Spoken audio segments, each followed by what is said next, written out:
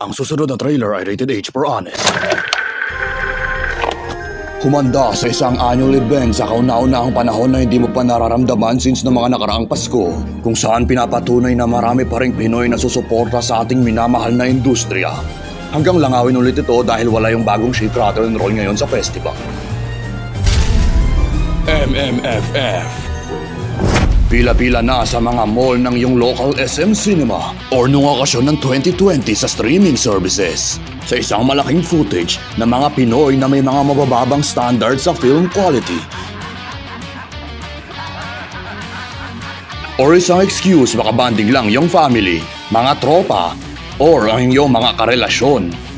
Para panoorin ang ilang studios at networks magsama-sama ipalabas ang kanilang usual movies mula sa palabas na tradisyon ipalabas taon-taon, mula sa matatandang host na parang sinasaktan na lang parang patay na kabay or ang kanyang rival host na ginampanan ng Petrang Kabayo, o kaya ang mga set ng horror movies na pinapanood ng mga tao dahil baliw sila sa artista kesa matakot. Pero itong mga scoops at paparazzi ay wala namang pakialam doon. Dahil ang gusto lang nila sa totoo lang ay ang Parade of Stars. Isang gimmick o commercial sa kanilang mga movies na hindi naman ganon kaimportante o kaya kailangan kung alam nyo na, gumawa na lang sila ng magandang quality sa kanilang mga movies. Pero hey, papapicture ako sa mga artista, kunin ko na rin yung mga poster. Mas maganda patingnan yung poster na to kaysa sa pinaka-actual quality ng movie. Or at least mas magaganda pa yung mga poster ng mga kabataan natin kaysa yung mga ganito ba.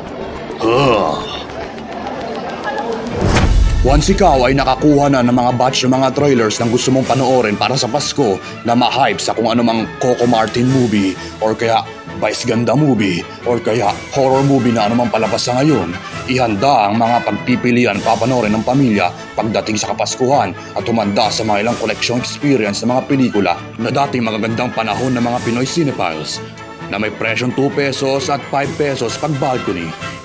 Pero ngayong nasa araw at panahon na tayo ngayon na total mas maganda na rin ang mga technical aspects ng movie or kadalasan pumapalpak sa story or kaya naboboringan kayo, medyo naghihinayang ka na ngayon gumastos ng mga 300 pesos dito sa sine, kung naisip mo naman na may hustisya naman yung inflation dito.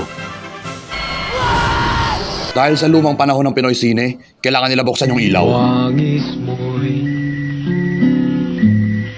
bituin sa langit.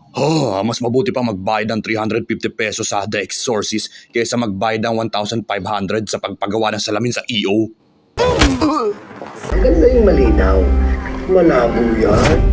Starring ang 1994 Metro Manila Film Festival Diane Awards,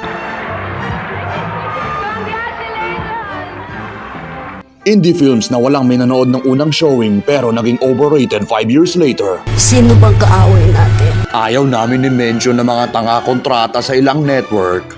Kasama ni Bossing ang phenomenal star na si Maine Mendoza sa kanilang MMFF entry. Coco Martin, Aswang Chronicles 2 ni Eric Mati. Dingdong Dantes, ang original Pinoy Snyder Cut, and ang bagong anticipation ng bagong MTRCB infomercial bawat bagong taon. Rated PG, parental guidance. Basta kasama mo ko, pwede ka pumasok sa sine. Dito pwede sa dalawang anak mo, R13. May barilan at violence. Para lang to sa mga may edad 13 years old pataas.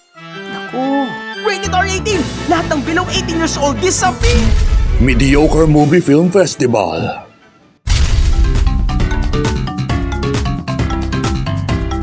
Hello, ako si Zoe. Ako gumagawa ng mga videos na ito. Salamat sa ika-50th Honest Pinoy Trailer. Di ko nakala na abot itong second-rate try-hard copycat na likha ng Screen Junkies ay tatagal.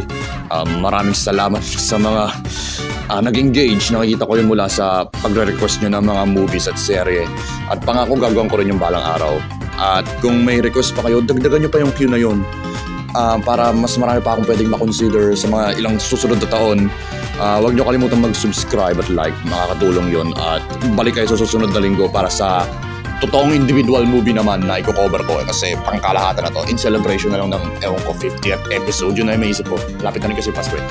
Salamat, bye-bye.